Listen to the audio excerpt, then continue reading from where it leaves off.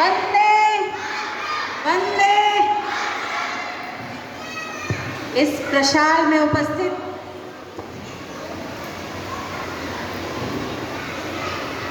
आज सप्तशक्ति संगम कार्यक्रम में हमारी प्राचार्य महोदया श्रीमती रेणु कुमारी जी, श्रीमती अनीता सिन्हा जी,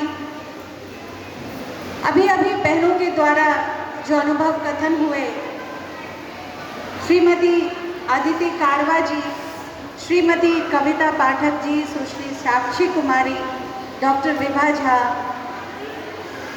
और जो यहाँ उपस्थित तमाम माताएं बहनें हैं, मैं इस मंच से सभी का साधुवाद करती हूँ। आज का विषय सप्तशक्ति संगम, यानी कि सृष्टि ने जो नारियों को शक्तिशाली बनाकर एक सृजनकर्ता के रूप में, इस धरती के सृजनकर्ता के रूप में व्यवस्थित किया है, इस बहुत ही मूल दायित्व को समझने और उसके संचारण के विषय में एक बहुत ही मुख्य आयाम है। आज या भारत देश में हम किसी भी काल में नारी की भूमिका के बिना किसी काल की कल्पना ही नहीं कर सकते, न परिवार की, न समाज की, न देश की।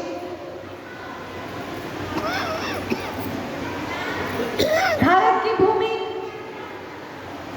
हमारी आदि शक्ति दुर्गा देवी को मानने वाली भूमि है और उस नवदुर्गा के कई हाथ हैं और आज जो हमारी बहनें बैठी हैं उनके भी दायित्वों के कई हाथ हैं। एक हाथ से वो झाड़ू भी उठाती हैं, घर की सफाई करती हैं, उनके एक हाथ में शिशु पालन होता है, एक हाथ में कलम होता है, एक हाथ में शास्त्र होता है और आवश्यकता पड़ती है तो वो शस्त्र उठाने से भी पीछे नहीं हटती। अपने तमाम दायित्वों का निर्वहन करते हुए अपने परिवार, संतान, समाज और आज भारत देश में हर क्षेत्र में अपनी अग्रणी भूमिका निभाने वाली ऐसी मातृशक्तियाँ और उनके विषय में बात करना अपने आप में बहुत गौरवशाली विषय है। और जो आप छोटी छोटी बच्चियां हैं, आपके आसपास आज ऐसे अवसर हैं, ऐसे समान अवसर हैं जीने के, ऐसे समान अवसर हैं शिक्षा के, ऐसे समान अवसर हैं स्किल डेवलपमेंट के कि आज आप बराबरी के साथ सब कुछ सीख सकते हैं। कहते हैं कि महिलाओं को सृष्टि ने माइक्रो मैनेजमेंट का गुण देके भेजा है, वो ऑटोमेटिक है, प्राकृतिक है। तो महिलाओं की प्रकृति है कि आपके अंदर वो गुण अपने आप व्याप्त है। और जो ये वुमेन एम्पावरमेंट का फैशनेबल वर्ड है, तो मैं फिर इस मंच से बताना चाहूँगी कि हम तो एम्पावर्ड आते ही हैं धरती पर, क्योंकि भारत की संस्कृति ने कभी भी, यहाँ महिलाएं ऑलरेडी एम्पावर्ड हैं, उनको घर में देवी का दर्जा देते हैं। कभी कभी संस्कृति के हस्तक्षेप से आज परिवेश बदला है, लेकिन आज भी हमारी जो आध्यात्मिक और जो शैक्षणिक ताकत है, अगर हम उस विषय को, मूल विषय को पकड़ के रखें तो आज भी हमारी संस्कृति भारत में माताओं को देवी का स्थान देती है, हमें समान अवसर देती है।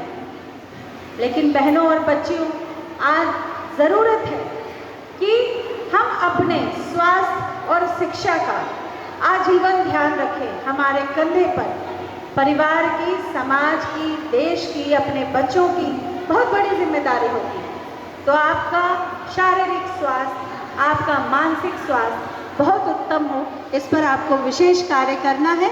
इस पर हमारी बहनों ने आपको बहुत अच्छा मार्गदर्शन दिया है। हमारे अंदर संस्कृति है और एक ऊर्जा है जो हमें अपने शौक, अपने हॉबी से जोड़ के रखती है।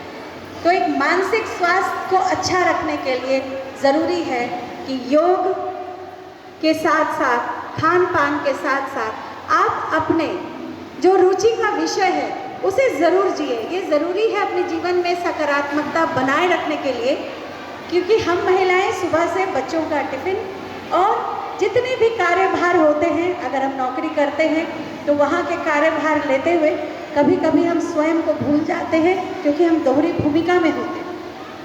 लेकिन हमारे लिए आवश्यक है कि हम अपने रुचि का थोड़ा सा ध्यान रखें, उससे हम खुश रहेंगे और हमारा मानसिक स्वास्थ्य भी अच्छा होगा।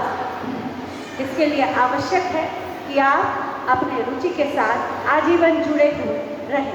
दायित्वों का बोझ आएगा और वो बोझ नहीं है, आप कर्तव्यनिष्ठ हैं, इसीलिए आगे बढ़कर समाज की, देश की, राष्ट्र की हर निर्माण के आप दायित्व को लेती हैं और उसे निभाती हैं, उसको सूक्ष्म प्रबंधन से सशक्त बनाती हैं। और आज माताओं और बेटियों का जो दूसरी माता से बच्चियां मिलती हैं वो शिक्षिकाएं हैं। ये जो एक संगम है और जो अवसर आपको मिल रहा है तो अपने आप में बहुत बड़ा अवसर है। तो मैं यही कहूँगी कि जितनी बातें इस मंच से आपको बताई गई हैं और जितने नाम दिए गए हैं, चाहे वो अहिल्याबाई होलकर हो, चाहे लक्ष्मीबाई हो, और चाहे आज पाकिस्तान को धूल चटाने वाली दोनों महिलाएं हैं, दोनों बेटियां हैं, जिन्होंने ऑपरेशन सिंदूर में अपनी सशक्त भूमिका निभाई और पूरे देश का नाम रोशन किया और ये दिखा दिया कि हम देश की सुरक्षा में भी, परिवार ही नहीं, समाज ही नहीं, हम देश की सुरक्षा में भी अग्रणी भूमिका में अपना अस्तित्व रखते हैं। उन्हें अवसर, उन्हें प्रोत्साहन, उन्हें सम्मान समाज और परिवार दे तो कोई ऐसा कार्य नहीं है कि बेटियां ना कर सके। आत्मरक्षा की बात हो तो आप बचपन से ही सजग रहें और जागरूक रहें शिक्षा के प्रति, क्योंकि शिक्षा वो अस्त्र है जो आपको सही दिशा में जीवन देगा और सम्मान दिलाएगा। आपको आर्थिक स्वतंत्रता के लिए वो पहला और बेसिक सीढ़ी है जिस पर चढ़कर आप अपने जीवन का सुदृढ़ निर्माण कर पाएंगी, न सिर्फ अपना बल्कि बच्चों का और परिवार का। तो इस प्रसार में जो बहुत महत्वपूर्ण बातें हुई और मुझे अवसर मिला आपको सुनने का, आपके बीच आने का, आपके ज्ञान और आपके धैर्य, आपके शिक्षण परिवेश को देखने का, ये बहुत ही सुखद अनुभूति है। और मैं आशा करती हूँ कि मैंने सांस्कृतिक कार्यक्रम भी देखे और ये अपने आप में एक संपूर्ण विषय है कि शिक्षा, कला, संस्कृति के तमाम स्किल डेवलपमेंट का जो अवसर है वो सबसे पहले विद्यालय आपको देता है। आपका काम है सजगता से उससे जुड़े रहना, उसे सीखना और अच्छी बातों को, अच्छे संस्कार को जो विद्यालय में बताया जाता है उसे आत्मसात करना। तभी आप इस सप्त शक्ति संगम में जो भूमिका जो महिलाओं की है उसके लिए आप अपने आप को तैयार कर पाएंगी, अपने आप को सशक्तता से प्रस्तुत कर पाएंगी। और आप आने वाली पीढ़ियां हैं, मैं शुभकामना देती हूँ शिक्षक प्रबंधन को, प्राचार्य महोदया को, आप सभी को, अभिभावक को, बच्चियों को, कि इस पूरे ज्ञानवर्धक सेशन को आप अपने साथ ले जाएं और आत्मसात करें। एक बार फिर भारत माता की जय, वंदे मातरम।